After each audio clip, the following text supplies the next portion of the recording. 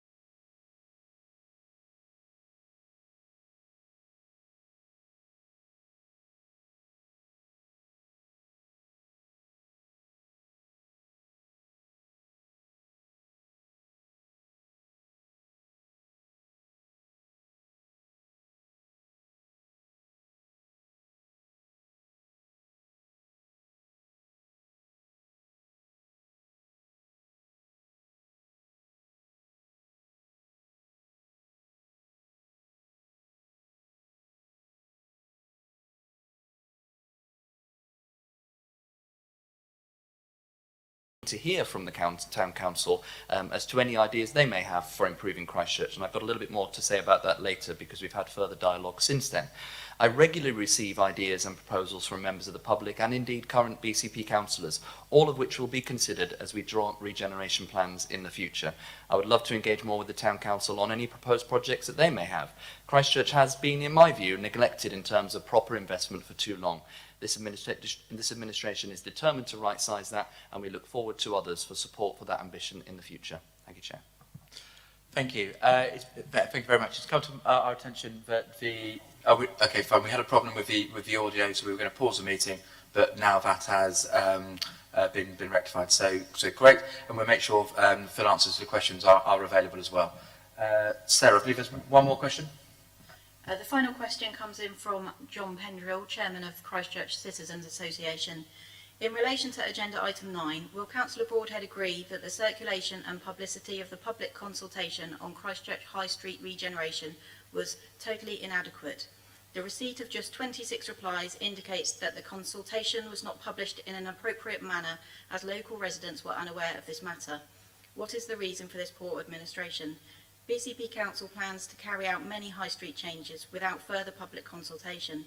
In contrast, Christchurch Town Council recently carried out its own neighbourhood survey and received 1,280 replies. Where can the costings for the proposals be found? Thank you very much, Sarah. Phil. Thank you again. Thanks to Mr. Pendrill for his question. There has been no public consultation on Christchurch High Street regeneration, as we have yet to develop a strategy around this going into the future. I think the piece of work that Mr. Pendrill is referring to was our Give Us Your Ideas informal digital consultation, which we ran to get ideas for our 19 high streets across the BCP Council area. This is not a formal consultation, but rather a way to get a sounding for what was important to people as we emerge from the pandemic and start to develop the formal business recovery strategy. This has nothing to do directly with regeneration. An extract from the Have Your Say informal exercise is included with this copy of this reply, but basically says, before we start working on a strategy, we would like your views. We want you to try and look past what may be currently on your high streets and give us some initial ideas about how we can re-energise these areas. And that's in preparation for the next piece of formal strategy work. Mr. Pendrill further states that BCP Council plans to carry out many high street changes without further consultation. We have no such plans at the present. I do not know which plans Mr. Pendrill refers to, as we have yet to even formulate the strategy, never mind having any projects in train. As such, I cannot provide costings for these proposals, as no such proposals exist. Finally, I look forward to continuing to work with the Town Council to find out the results of their consultation, and will be involving councillors and members of the public as we start to work on the strategy about what investment ideas they may have for the future. But to be clear, finally, we currently have no projects which are being considered. Thank you, Chair. Thank you very much for those full answers, Councillor Broadhead. Just to confirm that both the questions and the answers will be available in a minute. So if there was any drop of sound for those members of the public watching at home, all of those answers will be available to you. Thank you. Okay, so then we move on to agenda item 5, which is recommendations from the Overview and Scrutiny Board. So I'll go to Councillor Bartlett to join us. Steve. Yeah, thank you, Leader. There are no formal recommendations from the Overview and Scrutiny Board, but I would like to, when we come to individual items, I'd like to just summarise some of the debates that we have on one or two of those items. Thank you. Yeah, thank you very much, and I look forward to that. So probably for the simplicity, for the items you'd like to come in on, Steve, if you just show, and I'll come to you first. Thank you. Okay, so now we move to the substantive business of today's agenda. Agenda item 6, which is the financial outturn report. Okay, so I think it's probably worth reflecting at this point that we've come on quite a journey, and it's been a hugely intense year in terms of the council's finances, as you'll see in the report. But the outturn, well, the position we've actually arrived at is some really great news. I think we'll all remember when this administration came into being on the 1st of October last year. The medium-term financial plan was projecting a £50 million gap, a deficit, effectively, and this outturn report shows that we've actually been able to deliver a £5.1 million surplus. And that surplus we're now able to put into our reserve position, in earmarked reserves on our MTFP reserves. So, you know, a huge amount of work. I commend, you know, Adam Richards and his entire team for the massive amount of work that's gone into delivering that outturn. How's that happened effectively? How have we managed to deliver that? Two main points, and again drawn out in the paper. The government effectively did what it said it would do at the start of this pandemic, and has provided, you know, the council the funds it needed to bring to bear all of the resources to deliver, you know, on a hugely different year in terms of a pandemic. So we've had unprecedented government support, and also our revised financial strategy has left us in a really strong position as an administration now to deliver this outturn. A couple of the points I'll just mention in presenting. So we're retaining 2.5 million of the COVID Outbreak Management Fund as a contingency. So we're well placed to bring that to bear as and when different, you know, the pandemic isn't necessarily over, and that contingency is there. And also, just to be clear to members, this is to also accept in the region of 1.1 million from public health regarding drug and alcohol, and the criminal system grant as well. So some really good news, fantastic hard work.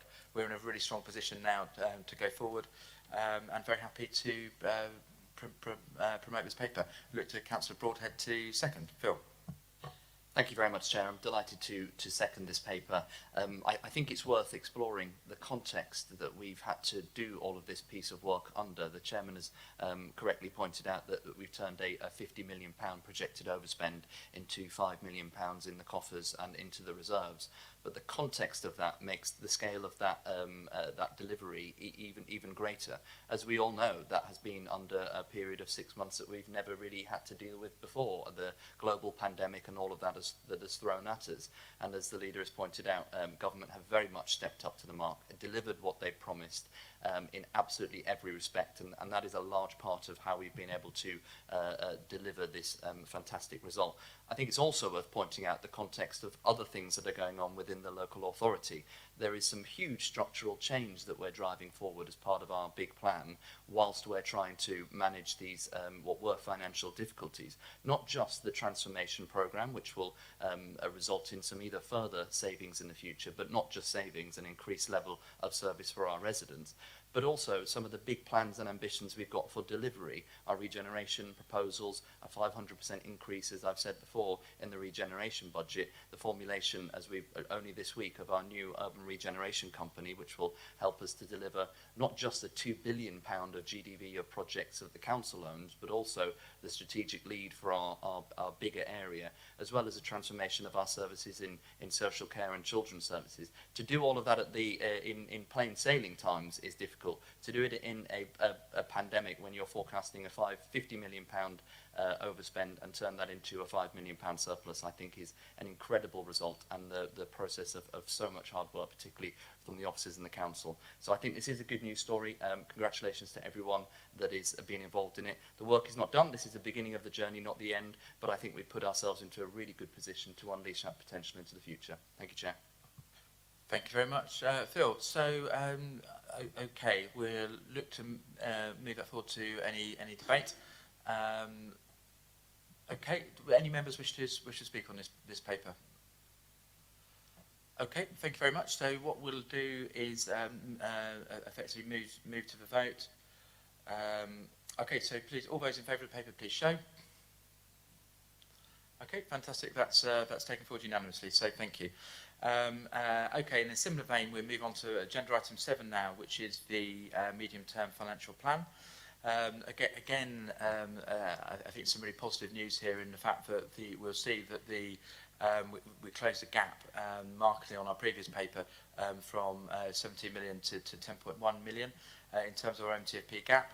And noting also the fact that we have just put an extra £5.1 million in our MTFP reserve gives us some really strong comfort over that figure. Okay, let's look at what this does. A couple of the things I'll just tease out here is we also bring forward a budget planning process. And I'm very pleased that we've now, the test event we had for a budget cafe last year, we've actually now putting into this document formally. So again, that's an all-member event to be able to, a cross-party or member event to be really included in the budget setting process.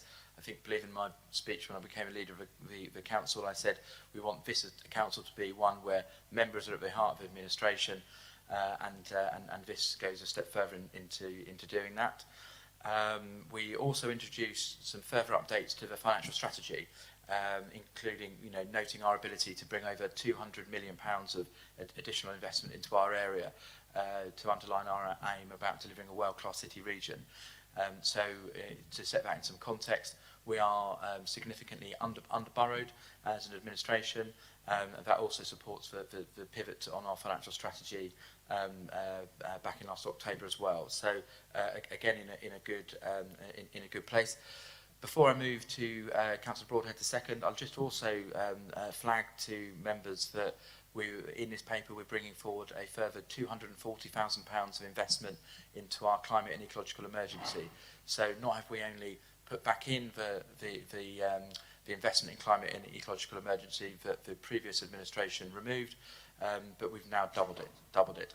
So and I'm looking forward to Councillor Mike Green and his team bringing forward further papers on how we're going to significantly ramp up in relation to the climate and ecological emergency. So yeah, very happy to stop there, happy to take any questions, and first I'll move to Councillor Broadhead to second.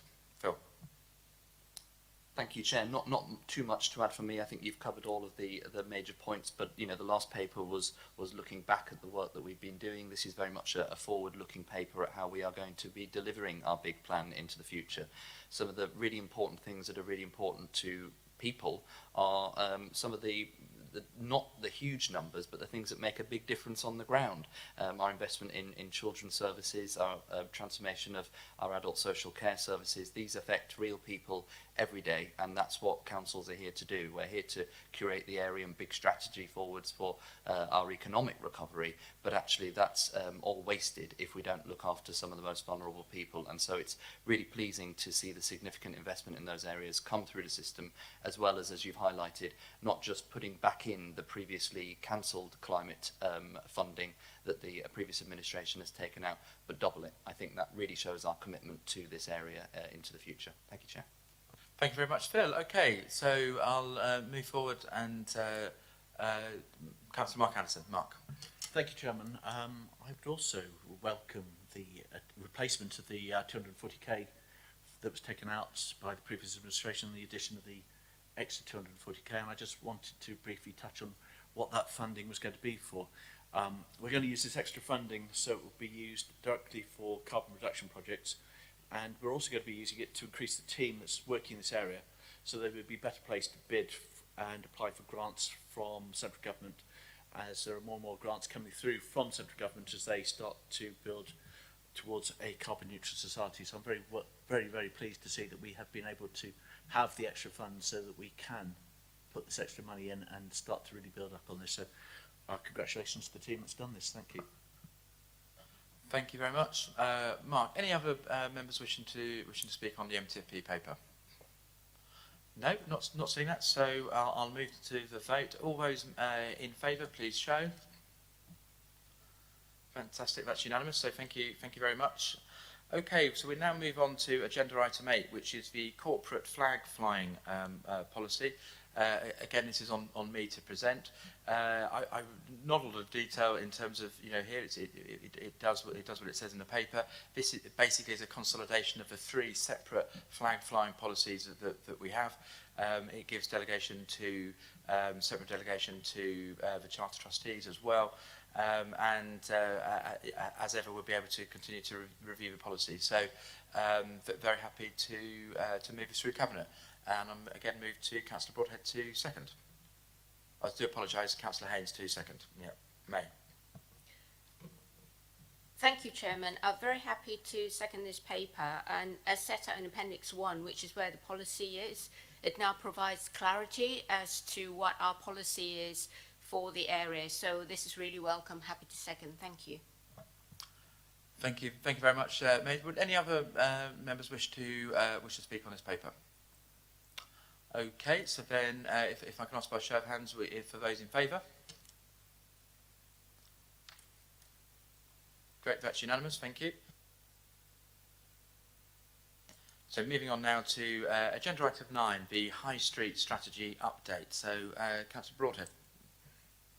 Thank you very much, Chair. Delighted to bring this paper forward, which is very much an update on all of the fantastic work that's going on across our 19 high streets, and looking at how we redefine them, reset them, reinvigorate them into the future. Not just the work that we are doing as BCP Council, but also our partner organisations and businesses across the whole area. Colleagues will remember in February we brought a cabinet paper which talked about the real need for a big piece of work to look at how our high streets function. As I mentioned, that's not just the core high streets of Christchurch, Poole and Bournemouth, but the 15 other high streets, the 15, 16 other high streets that we had, which, as we found through the pandemic, are very much becoming the lifeblood of the local community, but clearly need some strategy behind them as we look to some of the challenges that we face that the pandemic has brought up, or rather accelerated, such as the change in retail and how people are going to be using the high streets in the future.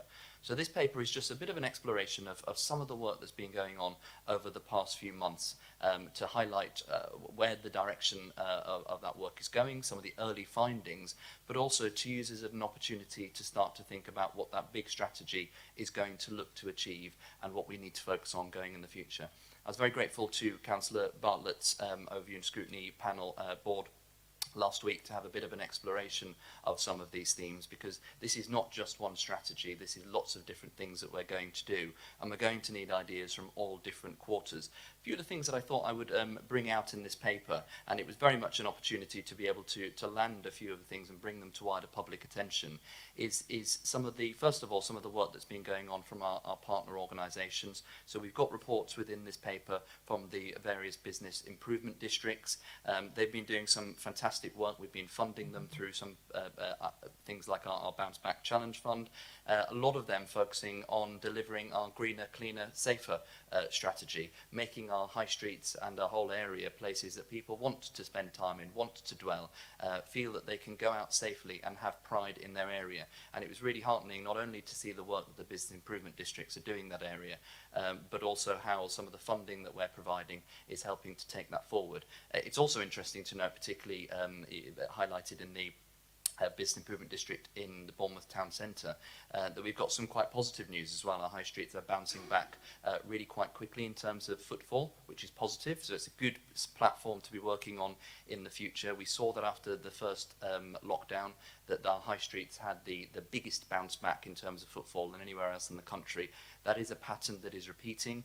That is largely based on the fact that we are already a destination, so we've clearly got to do further work about making sure that it's not just about an add-on to the tourism offer, but I think we're really getting some traction there as well.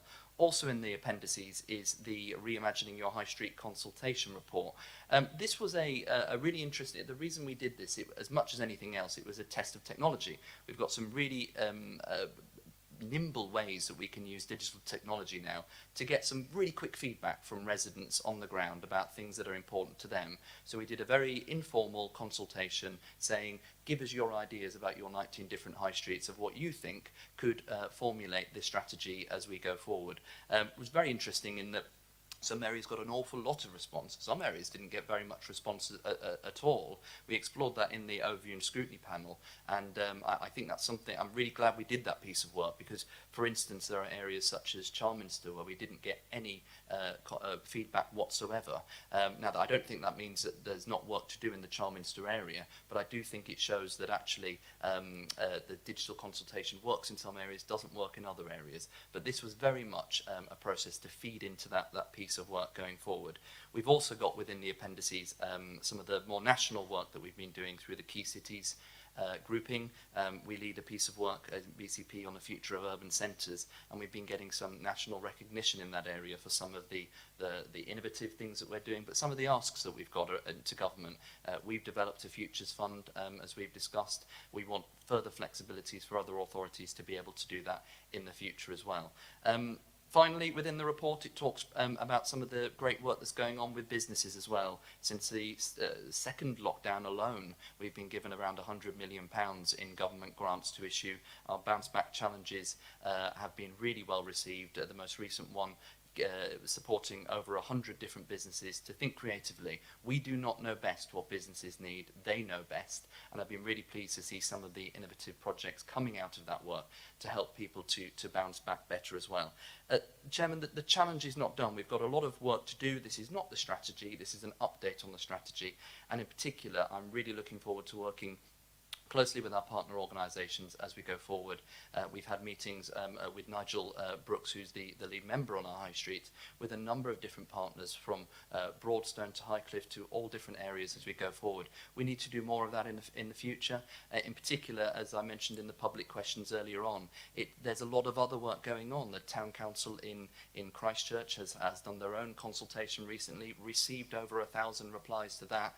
That can and should be part of work that we do together in the future, and I'm really pleased that in the last week alone I've been in contact with the Mayor and the Deputy Mayor of the Christchurch Town Council. They've invited me to their next council meeting to figure out ways that we can work together so that we can take their ideas, the ideas from the public, as we develop this strategy in the future. So a lot of joint working going on, lots more to do. There will be further papers on the High Street strategy in the future, but I thought it was a really good opportunity to land some of the initial thinking so that we can decide exactly what we're going to do in it as part of the next steps. Thank you, Chairman.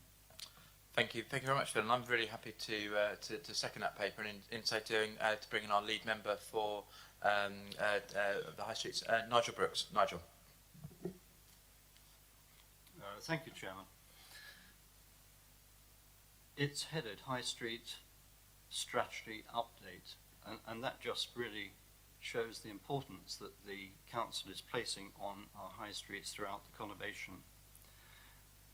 You'll also see, as the Deputy Leaders referred to, there are many appendix with information giving updates across the conurbation, from bids to reimagining our high streets. And one needs to unpack a lot of that information to understand the depth and the understanding that the Council is gathering about the future needs of our high streets. We have to remember we are recovering from a pandemic which has had an immense impact on our economy, on people's lives and our towns and cities. And it's only right that this paper actually starts to focus on some of the issues that need to bring back and re-establish our town centres, because the prosperity of our town centres supports livelihoods across the whole conurbation and further afield. I think it's quite interesting in the update there are paragraphs 11 to 21 setting out all the initiatives and all the activity that is currently going on behind the scenes. This is credit to the officers and the teams working to actually understand and start to formulate plans that can actually then be brought forward to improve our towns and cities. It's also quite interesting in reimagining your high street consultation report, and I would certainly recommend councils and town councils and parishes to read those in some detail, because this gives live information about the feeling of people who are actually on the ground.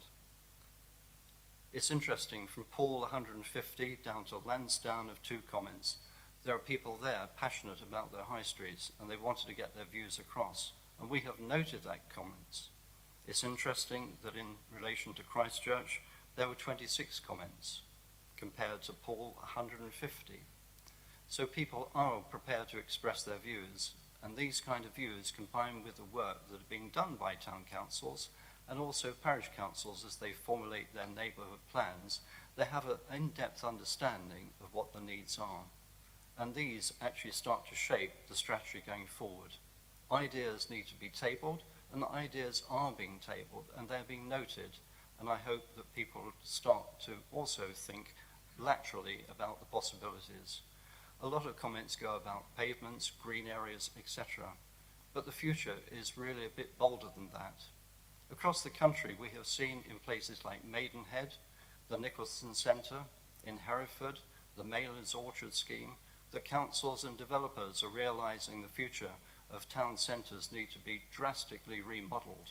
And a lot of that remodelling is even starting in our conurbation with Boscombe at a future date.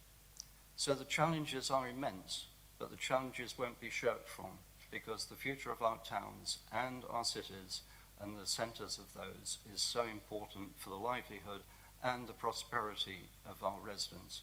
And it's our residents that we have to take note of, and they're the residents that we serve. So I commend this update, and there will be future updates on the opportunities and improvement opportunities that can be brought forward and fully understood by those who will actually benefit from them. So I commend this report to you. Thank you. Thank you very much, Councillor Brooks. Okay, so I'll move now to Chairman of Overview and Scrutiny, Councillor Bartlett. Steve. Yes, thank you, Leader. The board very much welcome this initiative and the work that's already been carried out. But there was a kind of a theme that emerged during the meeting, and that was, and I think probably reflected in some of the questions that have been asked this morning from the public, and that was maybe the need to improve the engagement with ward councillors and local parishes and town councils on this area.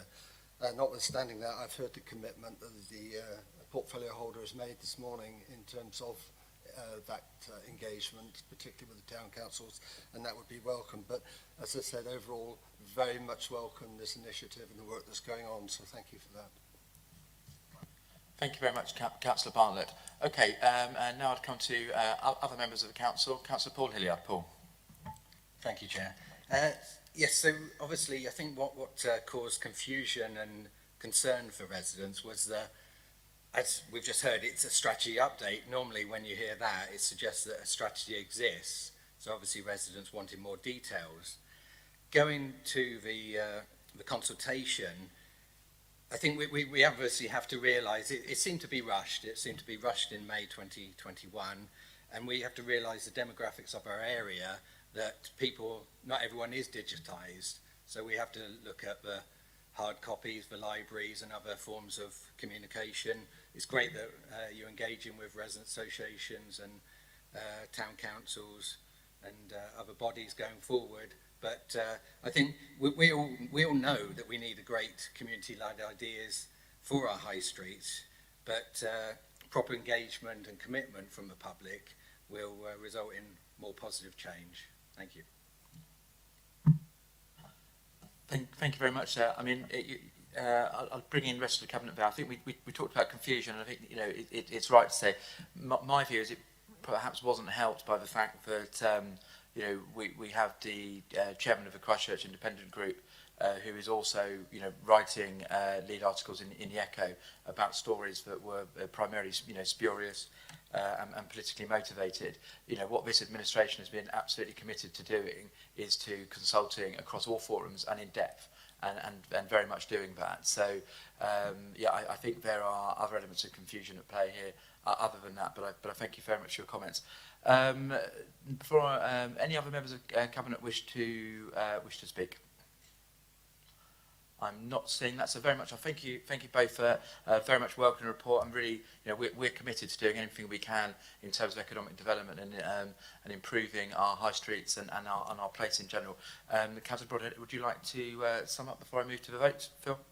Yes, thank you very much, Chair, and thank you again to Councillor Brooks for all the work that you're doing as the lead member in this area. One of the things that I didn't bring out in my introduction was, well, I mentioned some of the work that Nigel has been doing, but he's also been developing an empty shop strategy, which only in the last few weeks we've been meeting with some landlords that have a number of properties that are really interested in getting involved. So there isn't one solution to the future of our high streets. There's many solutions, but I commend the work that you're putting into it as well, Nigel. So thank you very much for your help. And again, just to underline that the point that you made, Chairman, consultation is an ongoing thing, as I think I brought out in the introduction. The idea of doing the really quick, sharp digital consultation was, as much as anything, a test of technology. We haven't used technology in that way before, and I think that it has real benefits. It's not a replacement for the full big consultation that we can and need to do, but it is a really good, nimble technique to be able to find out on the ground really quickly issues that are important to people in the future. And I really do hope that we continue to use that technology across all of the areas. We can, in a snapshot, find out what a lot of people are thinking, not all people, and it brings that in the report. We had 5,000 people engage with that very quick, very just give us your initial ideas consultation. We have to do that in combination with other pieces of work as well. But as Councillor Brooks has pointed out, there's some really good ideas that have come out of that. Our next steps will be to listen to those, to put those into action, and to actually start to see some real movement on the ground. We've got all the natural ingredients. Now it's time to unleash the ambition of our high streets. Thank you, Chair. Thank you very much, Councillor Broadhead. Okay, so let's take that to the vote. All those members in favour of that paper, please show. That's unanimous. Thank you very much. Okay. So we move on to agenda item 10, which is the Bournemouth Development Company business plan. So again, Councillor Broadhead, Phil. Thank you very much, Chair. I'll try and be brief on this one. This is a rolling paper that we receive every year, which is the updated business plan received from the board of the Bournemouth Development Company.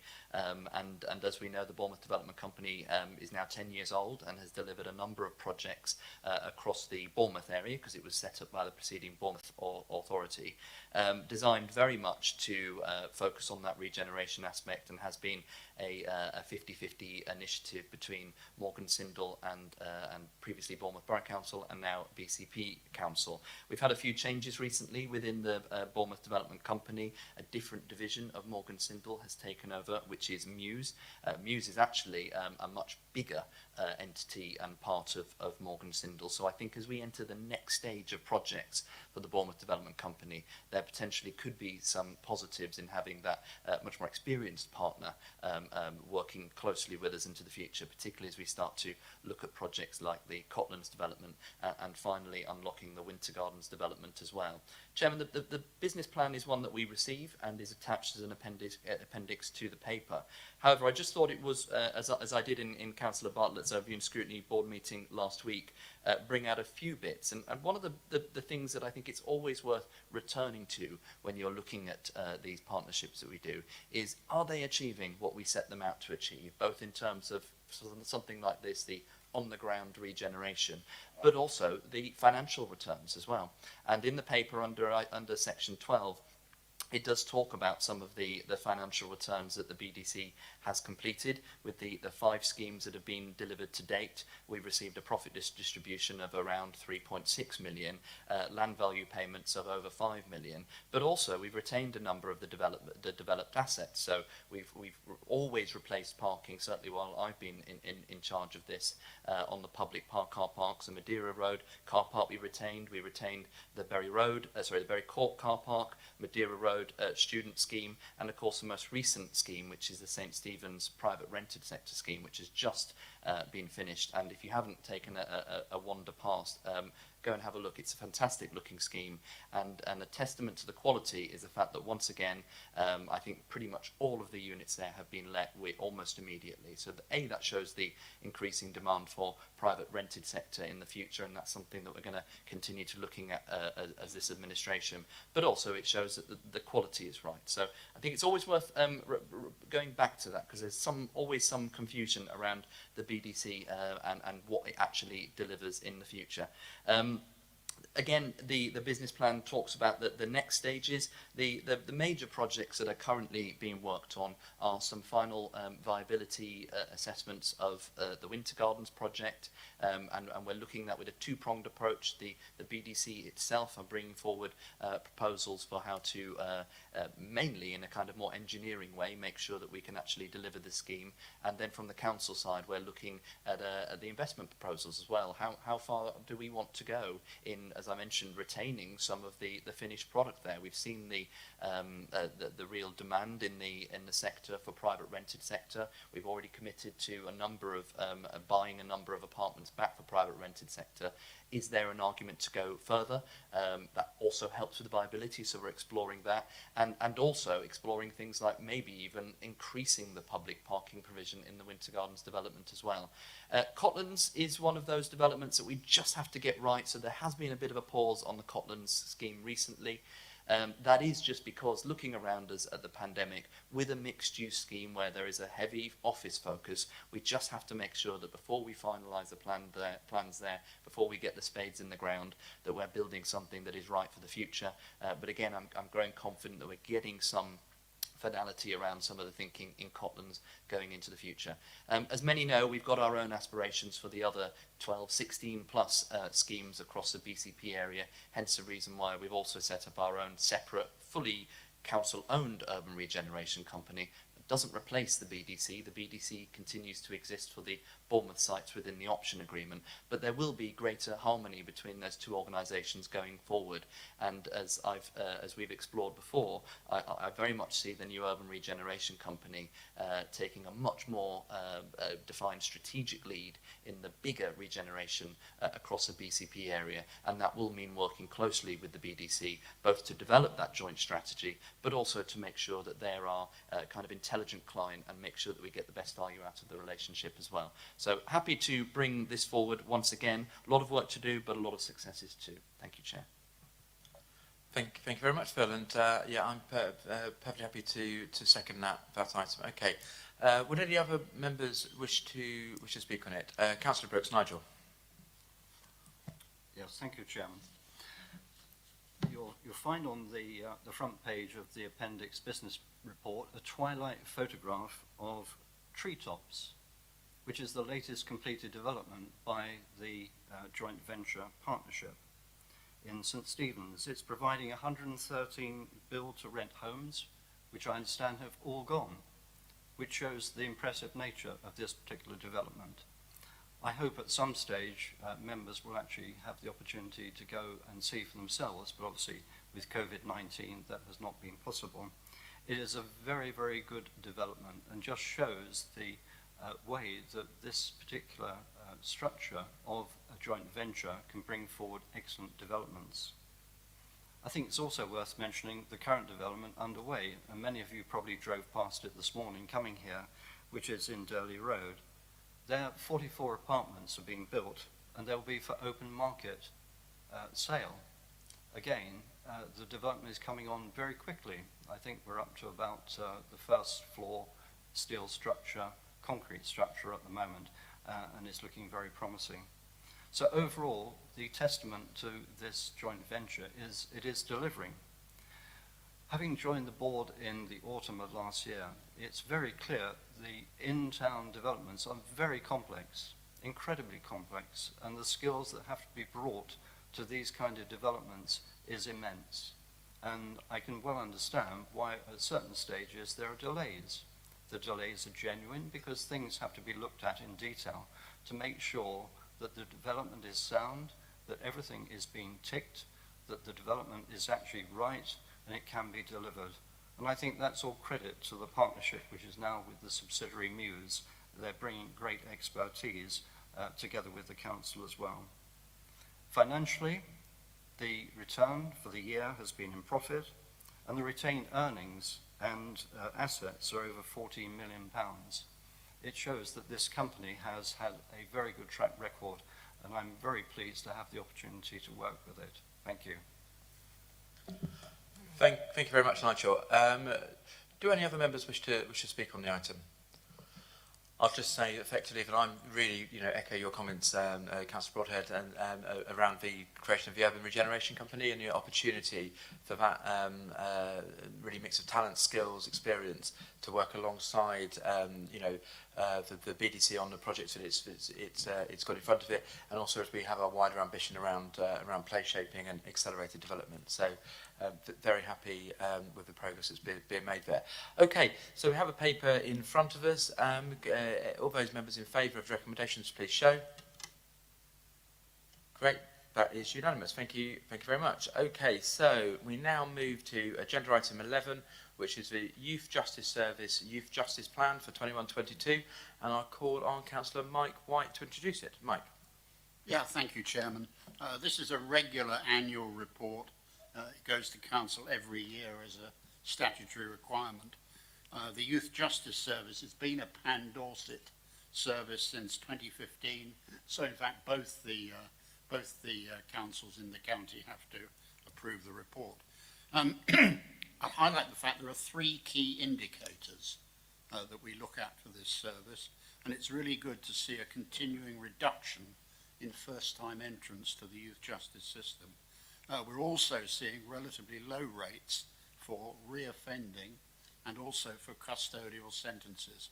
So I think it's fair to say all 3 key indicators are broadly positive. This report's been through ONS, who were supportive of it, so I ask Cabinet to endorse the plan and recommend approval to full council. Thank you. Thank you very much, Mike, and I'll look to Councillor Haines to second. May.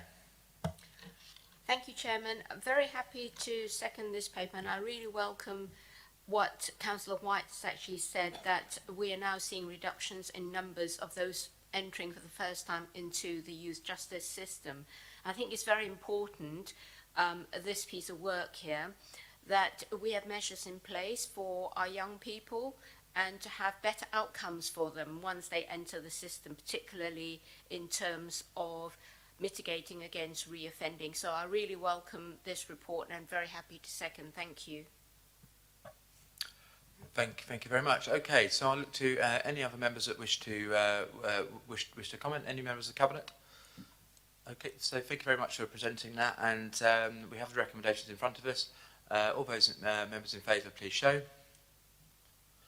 And that's unanimous, thank you. Okay, so we now move on to agenda item 12, which is the annual review of housing wholly owned companies. Councillor Lawton, Bob. Thank you, Leader. This is a paper which gives a review of the operations of Seascape South Limited and Seascape Homes and Properties. It's an annual report which is given to Council. Both of these operations are wholly owned by the Council. I'll just give a quick brief rundown on Seascape South, and before I do that I would like to thank ONS for their review of the operations at the last ONS meeting. The last year of Seascape South Limited, the activity has been significantly affected by the COVID pandemic, with many of our work programmes having to stop or cease. The Disability Facilities Grant Programme and many of the construction and refurbishment programmes were closed for a period of time due to our duty of care to both staff and customers. All works have now since reopened and are really operating near normal as within social distancing allows. The end of the financial year for Seascape South was not as positive as expected due to the pandemic, and we had an outturn of £7,000 profit before tax compared to a budget profit of 73,000. The one excellent good news story is not one good news, it's an excellent story, is that we still aim to have around 30 apprentices working for Seascape South Limited, although those numbers do vary. The other piece of good news is that the Looked After Children team, we are working very closely with them to see if any of those people and those young people can be employed as apprentices with Seascape South, which I'm really pleased about. Seascape Homes and Properties is committed to growth, and we're at the end of the financial year, it managed and has purchased 61 properties for the council from a total of 98, which have been purchased by the council since 2016 as part of our homeless acquisition programme.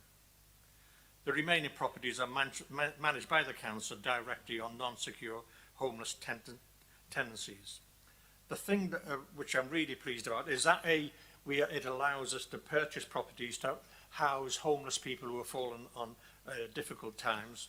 The other part of the equation, which is not really evident, is that we guess we've saved the council so far around about £7 million in purchase benefits, not have to pay B&B and so on and so forth.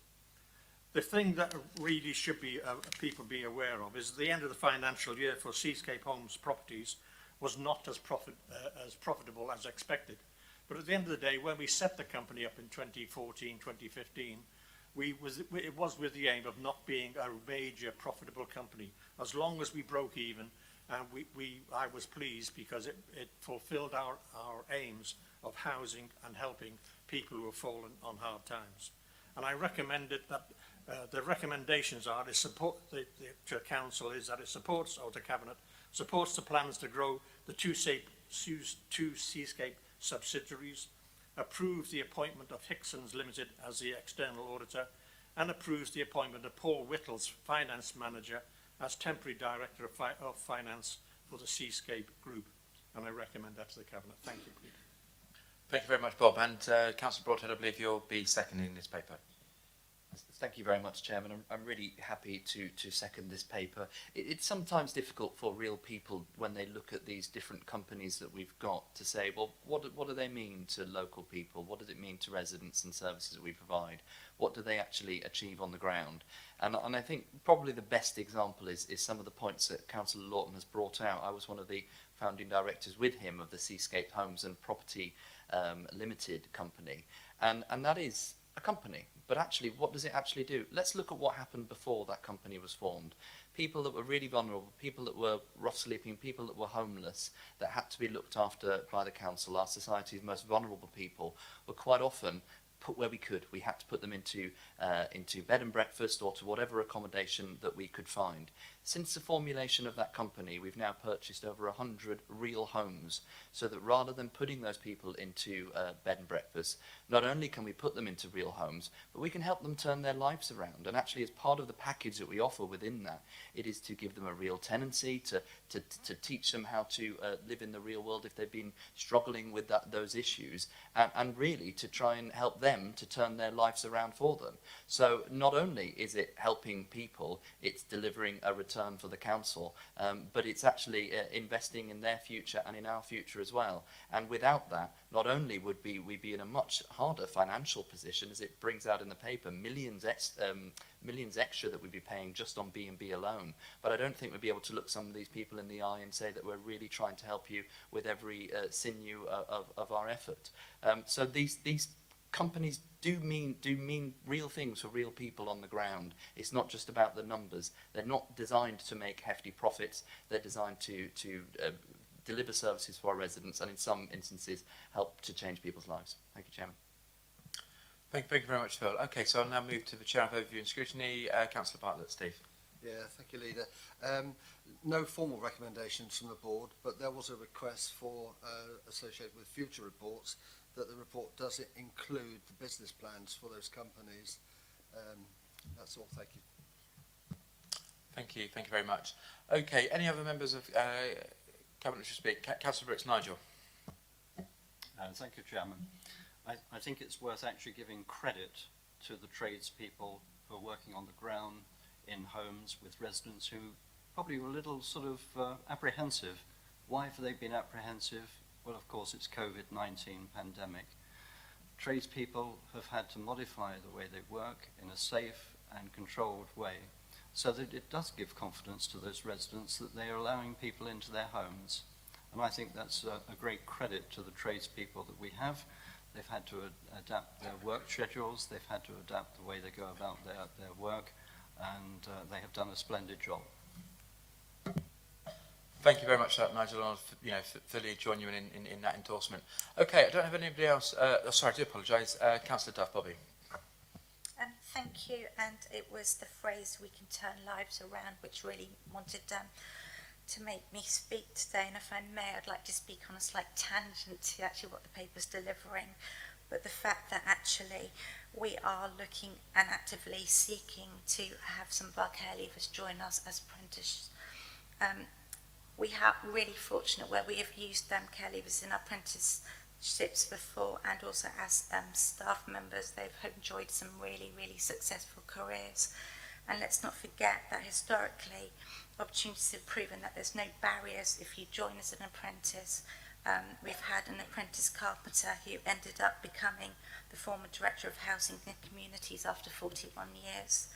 So we can show that we are an inclusive employer, and we are also the employer of choice within the South Coast as one of the largest employers on that South Coast. But I'd also like then also to use this opportunity to put a plea out. We've shown it can be done, we've shown it's successful, and if there's any partners or other organisations out there in our communities and across the conurbation who'd like to find out more about how we can employ our care leavers, I'm sure we'd like to seek and support them in doing so.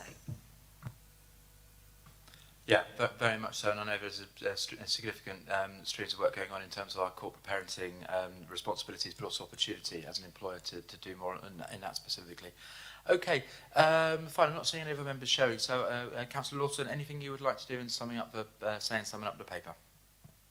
I'd like to thank the people who seconded, and I'd like to thank Nigel and Bobby's contribution. I'm really, really pleased with the seascape operations. It's been a fantastic success for this council. It's been a forerunner. A lot of other councils have adopted a similar operation that we have done, and I highly recommend it to the Cabinet.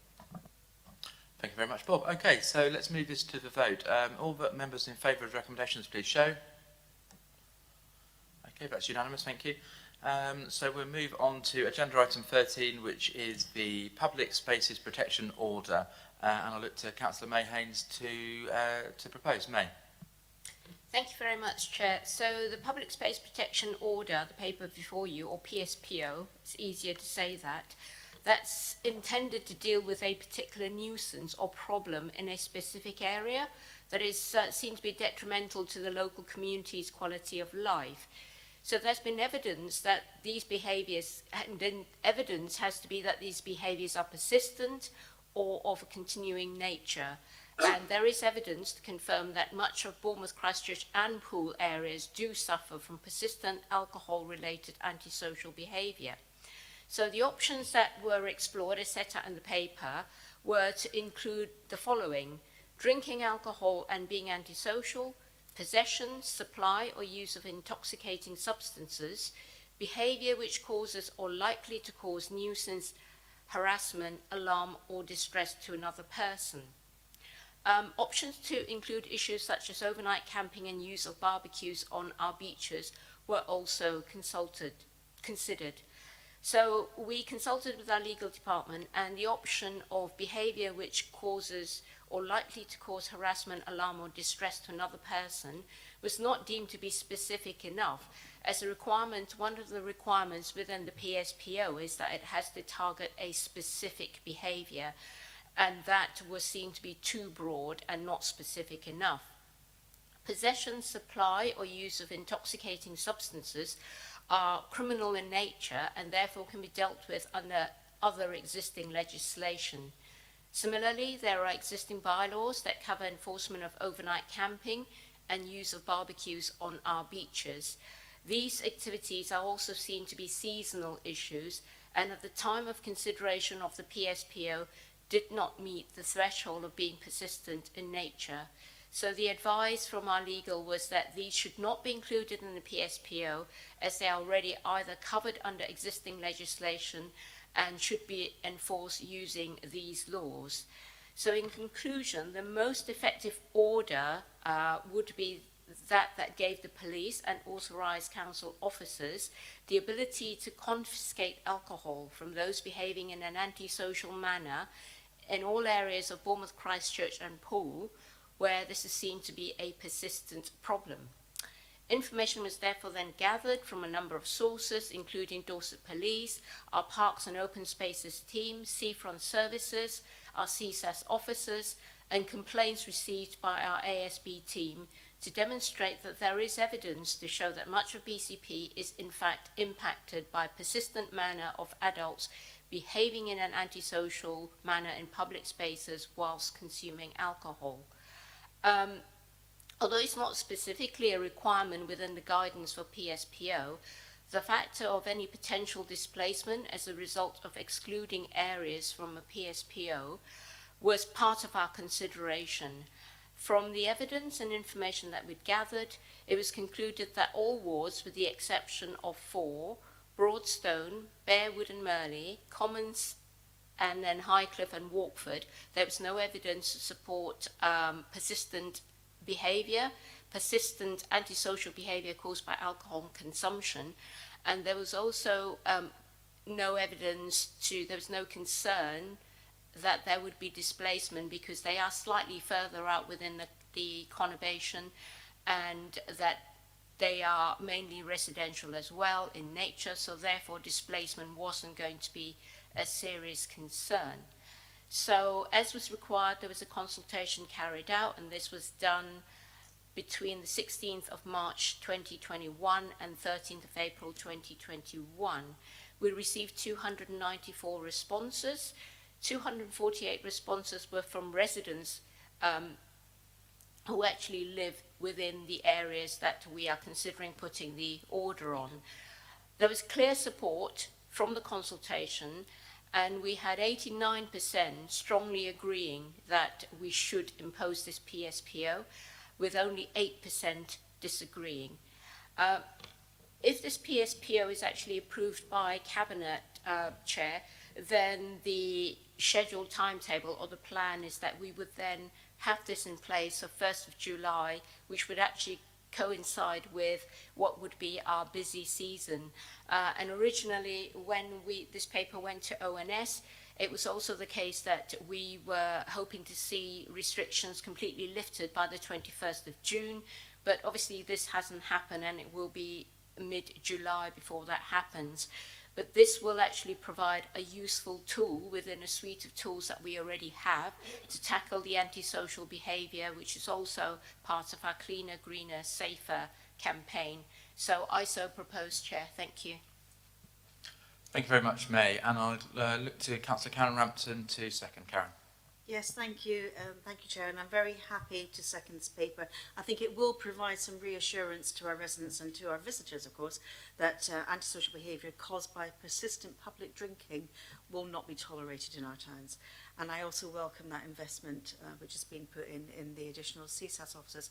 But I would, however, like to ask the portfolio holder for community safety a question, which is about what work is being done or is planned to be done to tackle the problems that we have in some areas of professional and sometimes aggressive begging, and that which also causes concerns to our residents and to the visitors to our town. Councillor Haines. Yes, thank you, Chair. And I thank Councillor Rampton for raising that question in relation to professional and aggressive begging. As mentioned in the my representation, if a behaviour or the plan to tackle a certain behaviour is already covered either by an existing legislation or some other means, then it shouldn't be included in the PSPO. So we have had something called Operation Luscombe, which is actually run by the police. And the best way to actually explain it is it's similar to a traffic light system where if someone was seen to either be professionally begging or aggressively begging, the police and actually our CSAS officers who work with the police will actually engage with those individuals to tell them to stop that behaviour. And if they don't, then they will start to be issued with a warrant to say you need to stop. And if they persist, then it will then lead to a notice, a community protection notice being issued. And ultimately, the ultimate sanction is that they may be issued with an ASB or antisocial behaviour injunction, which would actually require them to attend the court to actually basically answer for why they have actually persistently ignored the warnings that have actually been issued by our police colleagues. We have actually had some results where people have either left the area and obviously there's issue of displacement, but then that's also being tackled in a similar fashion, particularly for aggressive begging.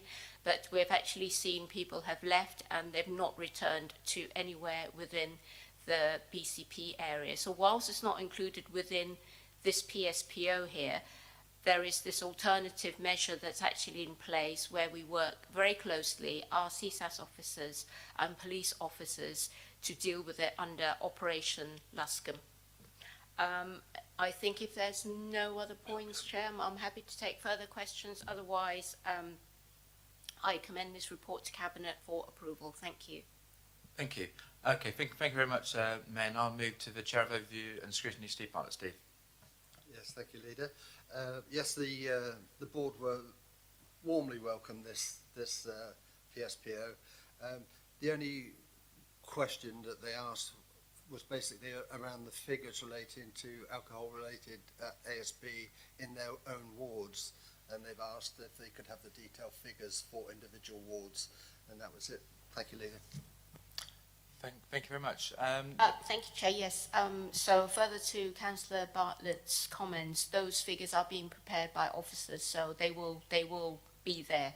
Thank you. Great, thank you. So I'll look to any other members of Cabinet wish to speak to this paper. Okay, not seeing anybody showing, so we've got recommendations in front of us. All those in favour, please show. Thank you very much. That's unanimous. Okay, we move to agenda item 14, which is the Council Sustainable Fleet Management Strategy and Fleet Replacement Programme. So I call on Councillor Mark Anderson to introduce the paper. Mark. Thank you, Chairman. Apologies for the mouthful of the title. I would recommend this paper to Cabinet. The aim of the paper is to start our decarbonising programme and fleet management programme, and to ensuring we meet our legal obligations as a vehicle operator licence holder. We aim to utilise existing operating centres with considered upgrades to offer a significant increase in ultra-low emission vehicles, switch to hydrogenated vegetable oil instead of diesel, and introduce pilots for home charging. HVO is what they call a drop-in fuel. It does not require any modifications to the vehicle, and we aim to reduce our current fleet carbon dioxide emissions from 3,358 tonnes by 2,660 tonnes from 22-23, just by using HVO. Over the next 3 years, we're purchasing 104 ERLEV vehicles, which is approximately 70% of the fleet, and this will save us 396 tonnes of carbon dioxide by 2024. Interestingly, of these 198 tonnes will be saved by just replacing 7 refuse collection vehicles. These two changes together will reduce our emissions by more than 91%. Our HVO supplier, Crown Oil, have just had a new ZEMA accreditation, which has confirmed the 91% greenhouse gas emissions savings that we've been talking about. We've also received a draft paper from the Department of Transport on transport renewable fuels obligations, where the department talks about increasing the level of biofuels in diesel, potentially looking at either 100% HVO or a 30% blend. So they are definitely supporting the way we're going in BCP. I'd also just like to add, as a result of some of the comments that we had at ONS, that all our HVO fuel will be from sustainable sources, and this includes any palm oil that's in them. And finally, Chairman, just before we go on to accept the recommendations, I'd like to say that the Fleet Management Replacement and Management Programme indicates when we expect to look at replacing vehicles, but not when. The process used is in assessing the need to replace any vehicle generally follows the following process. Once the vehicle reaches the end of its economical viable life, the user of the vehicle will be challenged on the need for the vehicle. If there's a proven need, then a discussion on the requirements and whether alternatives may be better and whether there's already a suitable vehicle available. And finally, to discuss whether we need to lease it or a new purchase is required. Thank you, Chairman. I recommend this. Thank you very much, Mark, and I'm very happy to second the paper. Okay, I'll move now to the Chairman of Overview and Scrutiny, Steve. Yes, thank you, Leader. I mean, broadly, this paper was supported, with one exception, which did actually result in a move. And I'll just read out the move that was proposed, and that was to ask the Cabinet... Chairman, just a point of order on this. I know there was a move, but the move failed, so I'm not sure... But perfectly happy to hear that in terms of the background. Councillor Bartlett, if you could proceed, thank you. Thank you, yeah.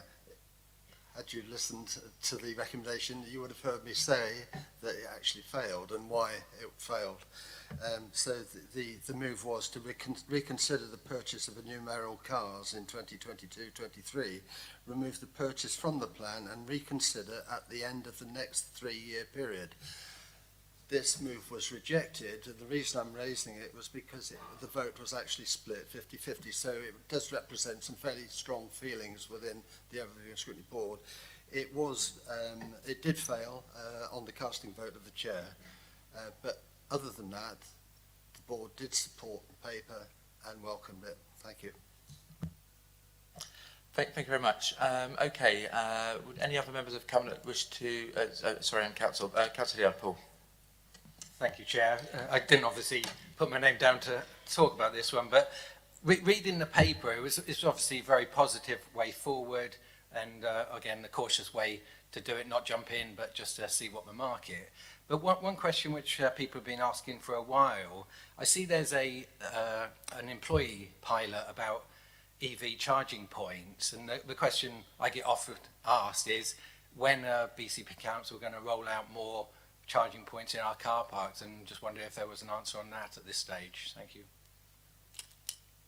Okay, yeah, our portfolio holder for sustainability isn't here today, but I can say I'm in discussions with him about a paper that's coming forward potentially in the autumn, which does look at how we can significantly enhance our capital investment in infrastructure. I think that paper is made available effectively by the fact that we're doubling the amount in the climate and ecological emergency budget from the previous administration. So now that we're able to do that, we're able to bring forward work. So I would suggest there would be significant things to report back on that as we get further into the year. But thank you very much for the question, and I will make sure that our portfolio holder is aware of it. Any other members of Cabinet wish to speak before I bring the portfolio back in to sum up the paper and respond to potentially both of the questions? Okay, and I'm not seeing that. So, Mark, would you anything like to say in summing up? Thank you. Thank you, Chairman. Just to reiterate, as I said earlier about the fleet replacement programme, it's a live document. The vehicles are indicative of when they're likely to become economically unviable, but the owners of the vehicles, the departments that use them, will be having discussions of whether the length of the vehicle life can be continued, whether they need to keep using that vehicle, whether, you know, as one of the suggestions was made, whether they should be switching to an alternative form such as cargo vehicles, cargo bikes or anything else. So I think that I can't guarantee when or any types of vehicles that will be replaced. The only ones I can guarantee are the 7 refuse collection vehicles, which we need to replace fairly urgently. Thank you very much. Okay, so thank you everybody contributing to that. So we've got the recommendations in front of us. All those in favour, please show. Thank you, that is unanimous. And that brings us on to agenda item 15, which is the Transforming Cities Fund end of year report, which I'm very happy to present today. So just as a recap, the Transforming City programme is driven by the £79 million award from central government to BCP and Dorset councils.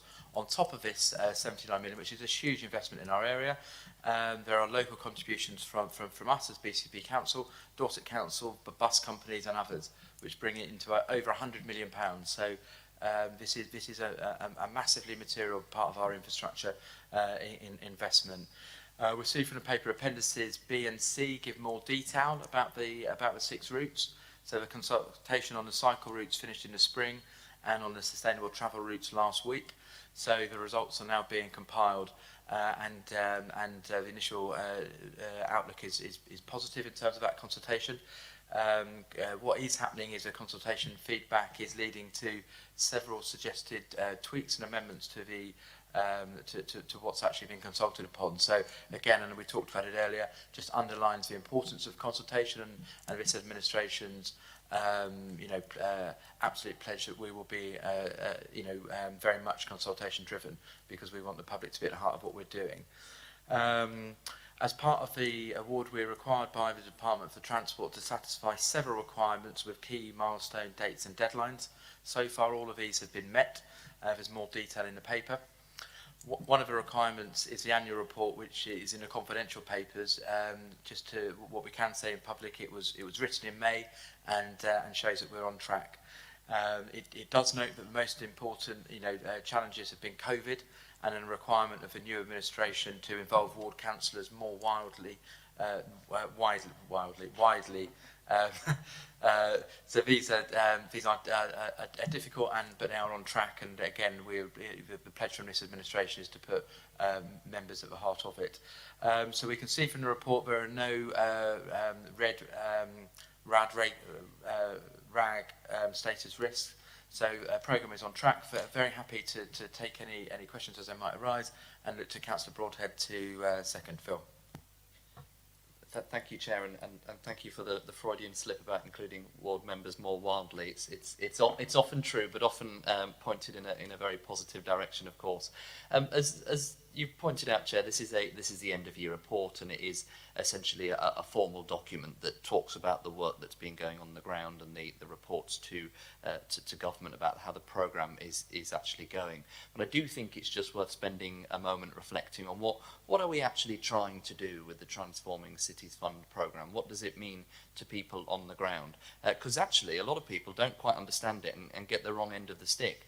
I think you only need to look around since the most recent restrictions have eased to look at the fact that congestion is just not going away. In actual fact, some of the statistics that we're seeing at the moment is that congestion hasn't just returned to pre-pandemic levels, it's actually increased. Now, there are some short-term reasons for that, such as the continued social distancing requirements on public transport, which means that, of course, more people are using the roads than they might do once all of that goes back to some level of normality. But it's also clear that it's not getting better in the long run, and we are rapidly travelling towards a situation where our conurbation comes to a halt. And this is where it gets really interesting, because how do you fix that? There's a lot of misconceptions out there that the Transforming Cities programme is about getting everybody onto a bike or onto public transport. And of course, that's just not plausible. Young mums and dads that take their kids to school, and not everybody can go by bike. People quite often work in areas that are either inaccessible by public transport, or it's just not practical, particularly with the British weather, to cycle in. But that's not what the TCF programme is trying to achieve. There are very small things that we can do that make an absolutely dramatic difference. And one of the things that often comes out in the programme, which I just think really goes to the heart of it, if we'd got just 10% of people, that's just 10% of people that take really short journeys, under 2 kilometres by car, so 2 kilometres, not a long space of time, that's popping to the shops. If 10% of those people did those journeys by bike instead, it would essentially fix almost all of the congestion problems that we have across Bournemouth, Christchurch and Poole. So the TCF programme is not about shunting people out of their cars onto their bikes because we know best.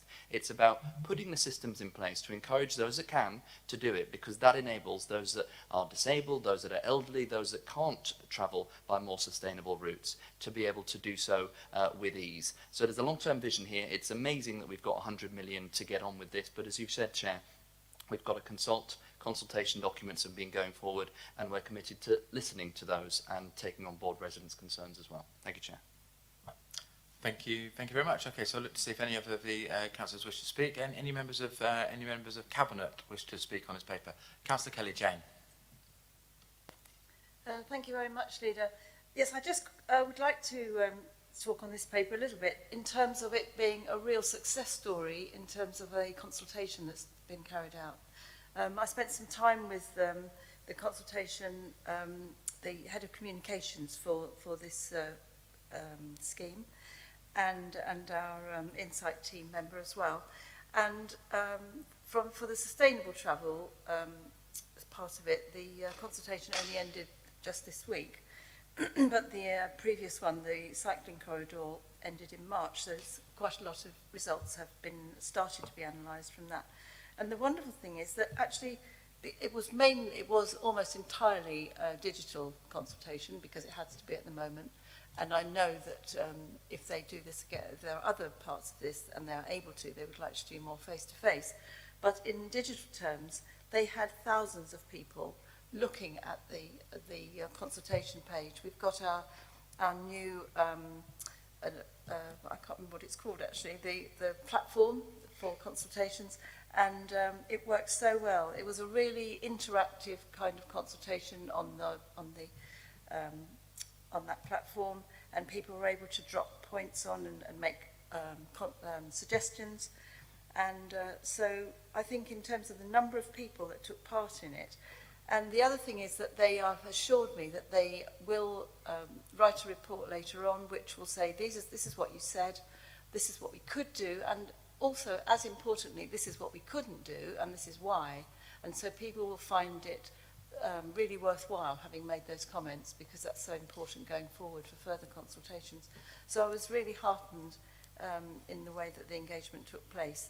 And just as a sideline, on Saturday this week, there's an event in Bournemouth all about cycling, use of scooters, that sort of thing, so that people can learn how to do that safely. Thank you.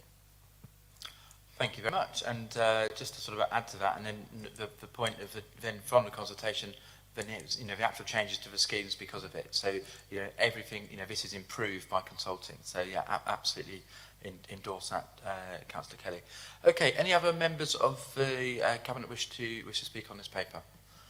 Okay, I'm not seeing anybody showing, so we've got recommendations in front of us, and ask members to show in if they're approved recommendations. Thank you. Again, that's unanimous. Thank you very much. So we now move on to agenda item 16, which is a forward plan, which we can all see. This was last published on the 25th of May, and the updated version will be available next Tuesday, the 29th of June. Any questions or comments from councillors?